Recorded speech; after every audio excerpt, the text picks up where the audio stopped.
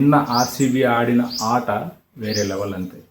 వీళ్ళని ఆపేవాళ్ళు ఎవరున్నారు అన్నట్టు ఆడారు. అసలు బ్యాక్ టు బ్యాక్ టైటిల్స్ అనేది ఫస్ట్ మన చెన్నైకి, నెక్స్ట్ ముంబై ఇండియన్స్, తర్వాత ఆర్సీబీకి మాత్రమే దక్కింది. సో రజత్ పటిదార్ అనేవాడు second again back to back అయితే ట్రోఫీ అయితే లిఫ్ట్ చేశాడు.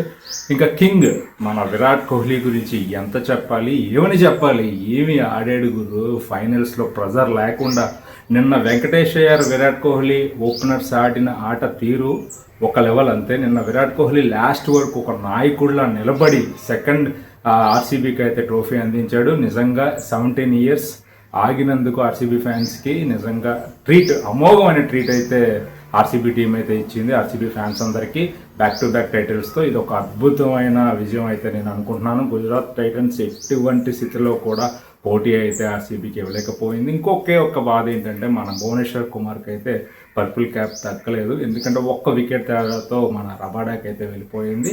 ఇక్కడ మన 29 అయితే రబాడా ఉన్నాడు, 28 ఒకే ఒక్క వికెట్ తీసుంటే ఇద్దరికి అయితే సమానం అయ్యేది. ఓకే, బట్ ఆర్సీబీ అయితే విన్ అయిపోయింది.